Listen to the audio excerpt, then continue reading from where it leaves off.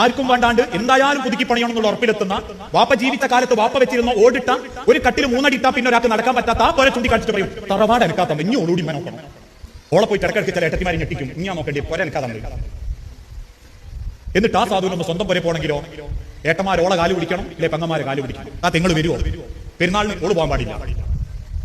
ചില ഉമ്മാരും അതങ്ങ് അംഗീകരിച്ചു. ഇളയോടെ മേലാണ് എല്ലാ ബാധ്യതയും. എപ്പോഴെങ്കിലും മൂത്ത മക്കൾ വന്നിട്ട് ഒരു കച്ചിത്തുണിയോ അല്ലെങ്കിൽ ഒരു പർദ്ദത്തുണിയോ കൈമൽ വെച്ച് കൊടുക്കുമ്പോഴേക്കും അങ്ങോട്ട് വീണ് പോകേണ്ട വാപ്പാരിമാരെ മക്കളുടെ അനീതി കാണിച്ച പടച്ച റബ്ബിന്റെ അടുത്ത് കുറ്റം അള്ളാഹു രേഖപ്പെടുത്തുന്നതാണ്. എല്ലാ മക്കളെയും ഒരുപോലെ കാണണം. ഏതെങ്കിലും ഒരുത്തൻ ഓന് കിട്ടിയ പൈസന്റെ ഒരു 10% 10,000 രൂപ കൈമൽ വെച്ചെന്ന് നമ്മളൊന്ന് പൊലിപ്പിക്കുമ്പോഴേക്കും ബാക്കിയുള്ള മക്കളെ കണ്ണു പിടിക്കാത്ത ഒരു വർത്താനം സ്വഭാവം ഉണ്ടല്ലോ, അതൊരു വാപ്പക്കും പാടില്ലാത്തതാ.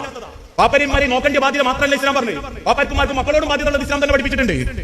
അത് നല്ല നിലക്ക് കൊടുക്കാത്ത രക്ഷിതാക്കൾ പടച്ച റബ്ബിന്റെ അടുത്ത് കുറ്റക്കാരാവുന്ന. സ്നേഹം കൊടുത്താലേ തിരിച്ചു കിട്ടൂ. അത് മക്കളായാലും ശരി, മരുക്കളാണെങ്കിലും ശരി. ഇന്ന് അങ്ങനെയൊക്കെ നാട്ടു നടപ്പുകളൊക്കെ, ഞാനത് സമയത്തിന്റെ പരിധി കൊണ്ട് കൂടുതൽ വിശദീകരിക്കുന്നില്ല. ഞാൻ അതും എന്റെ കുടുംബത്തിലേക്ക് ഒരു തമാശയായിട്ട് ഉദാഹരിച്ച് അങ്ങക്ക് പെട്ടെന്ന് മനസ്സിലാവും.